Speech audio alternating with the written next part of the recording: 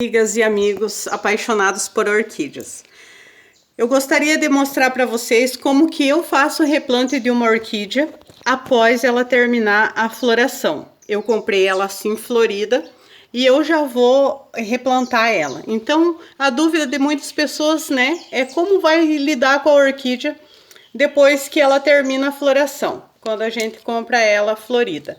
Vamos lá. Eu começo retirando todos os amarradores que ela veio, esse pauzinho, né, que veio para firmar ela.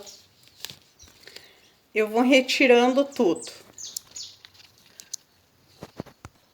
Aí eu vou mexendo no vaso para ela se soltar bem. Ah, lembrando vocês que eu já molhei essa orquídea aqui, tá? Tem gente que não gosta de molhar, mas eu molho. É a minha maneira de fazer, né? E eu tô passando para quem quiser copiar também, porque tem dado certo desse jeito aqui. Então eu retiro ela do vaso, que esse é o momento que eu vou me tornar íntimo da minha orquídea, né? Eu sempre falo assim, olha só, vamos começar a tirar tudo que ela tem. Por quê? Lá no produtor ela deu certo dessa maneira, tanto que ela veio florida. Mas agora, para ela fazer parte do meu orquidário, ela vai ter que entrar no meu esquema, para mim saber como que eu vou dar água, se eu não tô dando água demais, se eu não tô dando água de menos. Porque depende do substrato que o produtor usa aqui, ele não combina com o meu esquema aqui de dar água para elas, né? Então, por isso, toda a orquídea, quando termina a floração, eu retiro ela do vaso e faço isso aqui. Olha só, retiro todo o substrato sujo e corto todas as raízes velhas. Olha só, todas essas aqui estão velhas, apodrecidas. Então, eu corto mesmo, não tenho dó. Uma vez eu tinha dó, até eu aprender com a dona de um orquidário que tem que tirar tudo isso daqui para ela começar a fazer enraizamento novo. E realmente é verdade mesmo. Olha aqui. Já esterilizei a tesoura, né? Lembrando disso, porque senão ela pode passar doenças. E agora eu começo um processo de limpeza da planta. Olha, eu faço dessa maneira. Retiro todas as palhas secas, toda a sujeira. Há quem não mexa, há quem não molha a planta, porque há uma possível contaminação por fungo. Até agora não aconteceu, nas que eu replantei, não aconteceu isso. Mas, olha só, eu limpo ela toda, corto também a parte da flor, que já não me interessa, ela já fez a parte dela, já foi linda. E agora eu levo ela debaixo da torneira, porque é o momento que eu lavo ela toda. Eu faço uma geral na planta, é o dia do trato, assim, vamos dizer, né?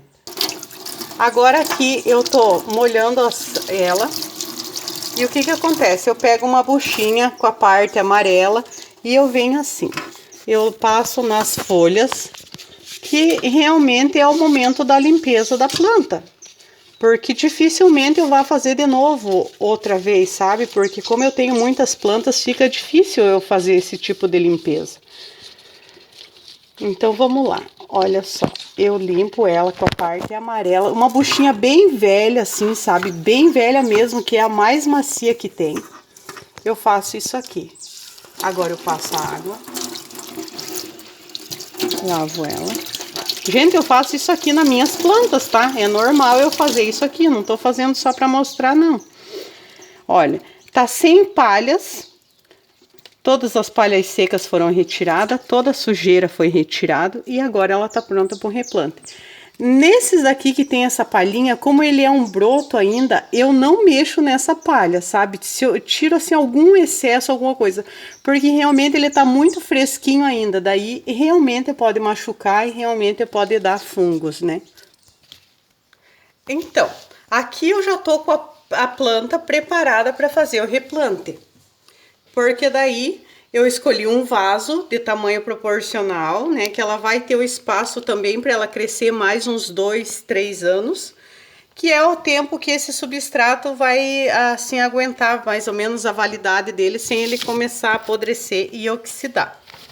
Então, ela tá pronta, linda e limpinha, só começar o replante. Coloco umas pedras no fundo, pedra brita, para drenar. E também eu coloco pedaços de isopor. Como a maioria das minhas plantas são penduradas, eu não posso deixar aqueles vasos muito pesados, porque senão não tem estrutura que aguente. Eu coloco, ao invés de muita pedra brita, eu dreno com o isopor. Então já tá ali. E olha só, eu acomodo a planta com a traseira, isso aqui é a traseira da planta, aqui é a frente, a brotação é a frente, aqui é a traseira. Então vai a traseira da Cattleya, né, porque ela cresce pra frente, então ela precisa de todo esse espaço. E agora eu começo colocando o substrato, que eu já tenho ele preparado, eu tenho em grandes quantidades, né? Porque realmente eu uso bastante substrato, porque eu tenho algumas plantas, né? Então eu já tenho assim bastante preparado. Olha, o interessante é o seguinte, não colocar muito substrato nessa planta e não deixar a planta muito aqui em cima do vaso. Deixa a planta assim para ela ter como respirar, para ela ter o espaço, né? Porque o substrato demais, ele sufoca a planta. Ela precisa ficar próximo a como ela vive no ambiente natural dela, que é amarrada com as raízes livres nas árvores, né? Amarradas não, agarradas com as raízes livres nas árvores, né? Então eu deixo ela dessa maneira. Eu pego um palitinho de churrasco e eu vou tutoriar essa planta, porque toda orquídea ela precisa estar firme para ela começar a emitir raízes novas, brotação nova, ela precisa se sentir firme.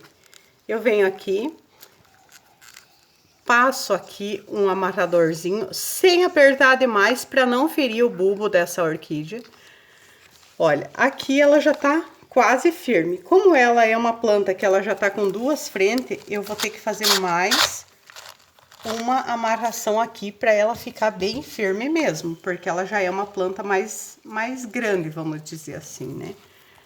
Então ela precisa estar bem firme. Olha só. Isso aí, minha planta tá bem firme. Agora eu vou pôr um pouco do esfagno. Aqui para minha região é necessário o esfagno, porque ele ajuda a segurar um pouco o úmido também. Porque todos sabem, né, que eu tenho problemas aqui com a falta de água.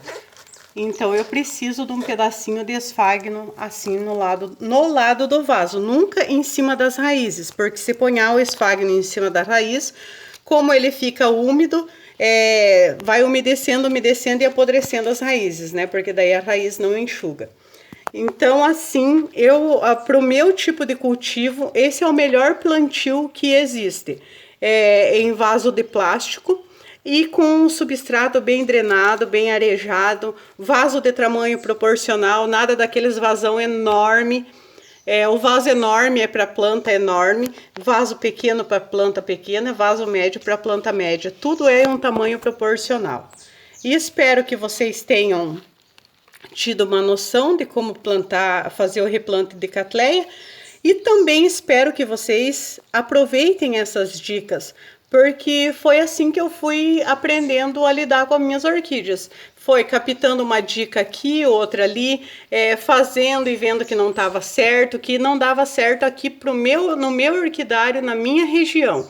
Porque também é muito pessoal, cada orquidário reage de uma maneira, né? Então é tudo muito pessoal, mas essa é uma dica básica de um replante básico, vamos dizer assim.